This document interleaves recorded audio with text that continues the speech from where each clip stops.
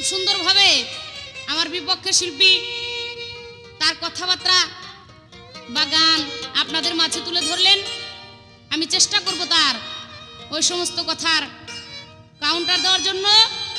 একটা গান শুনলাম, যৌবন ফুরাইয়া গেলে দেখা যাবে পাকনা বুড়ি, পার হইলে কুড়ি, বয়স পার হইলে কুড়ি।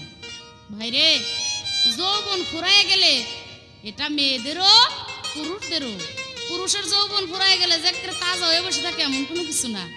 যৌবন ফুরাই গেলে সবারই খারাপ হয়ে যায়। তবে একটা কথা বলছেন, পার হইলে কুড়ি, মানে বয়স 20 বছর পার হয়ে গেলেই বুড়ি হয়ে যায়। আমি বলবো এই কথা ঠিক না।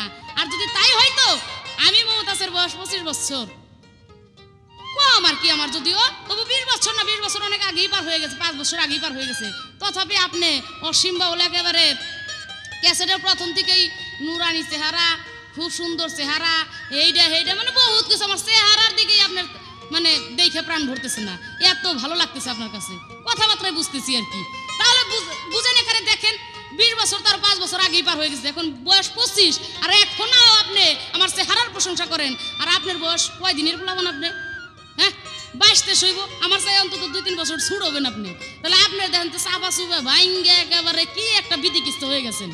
হ্যাঁ, তাহলে কোথায় বয়স হইলেই সে বুড়ি হয় না।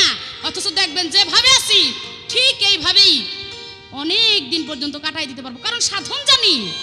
কারণ সাধন ভজন সবকিছু তো আমাদের কাছে। যাদের কাছে সাধন ভজন তারা কি কখনো নষ্ট হইতে পারে? তা কোনোদিনই পারে না। যাক, আপনার সেই কথা।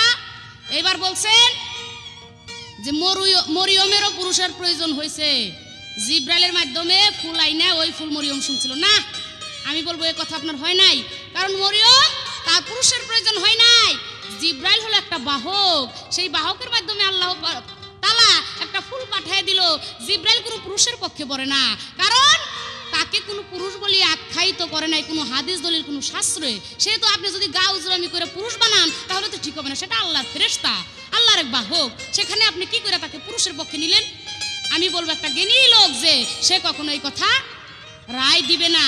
তাই আমি বলবো মরিয়মের কোনো পুরুষের প্রয়োজন হয় নাই, সে নিজ পুরুষেই তার এমন একটা সন্তান হয়েছে যে সন্তান শ্রেষ্ঠ সন্তান, ঈসা নবী, সেই ঈসার মা মরিয়ম, তার কোনো পুরুষের প্রয়োজন হয় নাই। এই কথা আপনার ভুল।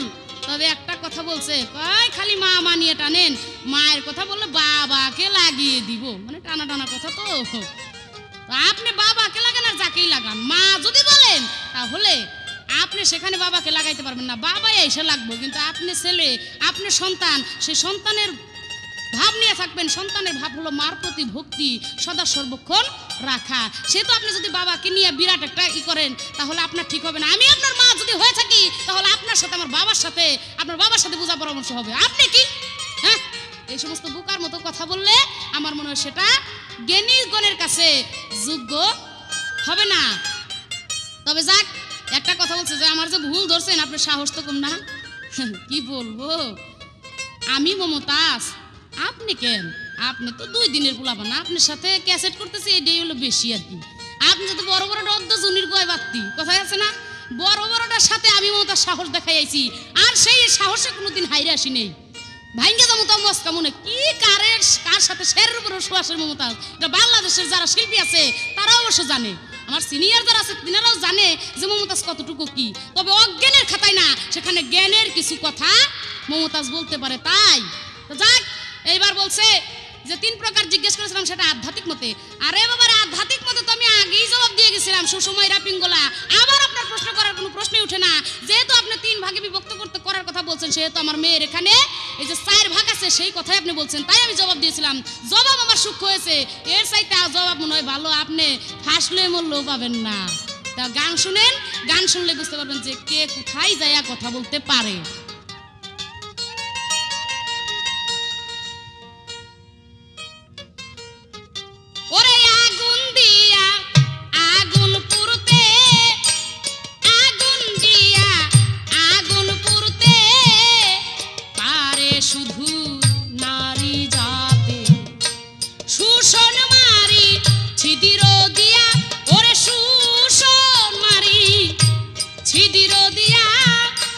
ছায়া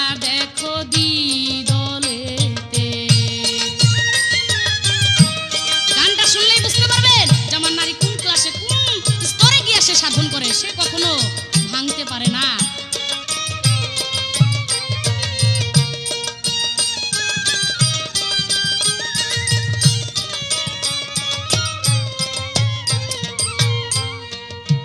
যেমন দ্বিদলেতে সংখ্যা 12, কাকিনী তার শক্তি ধরো। দ্বিদলেতে সংখ্যা 12,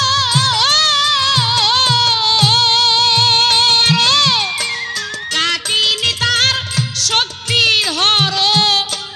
হংস রূপে নিহার করো, হংস রূপে নিহার করো। মণিপুরের ঊর্ধ্ব পথে আগুন দিয়া আগুন পুড়তে, হারে আগুন দিয়া আগুন পুড়তে পারে শুধু নারী জাতে। প্রশ্ন করেছে আল্লাহকে, আল্লাহ যখন নিরাকার ছিলেন তখন তাকে কোন নারী ধরে রাখছিলেন? বাহ, খুব সুন্দর কথা। দেখেন তো আমার নারীর কত বড় ক্ষমতা, অসীম ক্ষমতা, এত বড় ক্ষমতা আল্লাহ পাক, অথচ তাকেও আমার এই নারীতে ধরে রাখছে। কোথায়? এই যে শুধু তাকেই না, আরো পুরুষের কয়েকটা অংশ ছিল পাক পাঞ্জাতন। এই পাক পাঞ্জাতন যখন ডিম্বুকারে সেই নিরাকারে ভাসতেছিল তখন এই উপরের যে খুসাটা ছিল, এই খুসাটা ছিল আমার মা ফাতেমা। আর এরই মধ্যে ছিল পাক পাঞ্জাতনের 4 জন, আমার আল্লাহ পাক নিজে আত্মারূপে তার মধ্যে ছিল। দেখেন তো, হ্যাঁ, সি সি সি, লজ্জার কথা। এরপরেও নারীদের সাথে আপনারা পাল্লা করতে আসেন। আমার ইতেই জুটে না, আমার যোগেই মিলে না যে কিভাবে নারীর সাথে আপনারা এত বড় তর্ক রাখেন। অনাহুতে অরূপ বিন্দু পার হইয়া যায় মহাসিন্ধু। যেমন অরুণ বরুণ দীনবন্ধু, অরুণ বরুণ দীনবন্ধু ধরা যায় সাধন বলেতে। আগুন দিয়া আগুন পুড়তে, হায় হায় আগুন দিয়া আগুন পুড়তে পারে শুধু নারী জাতে।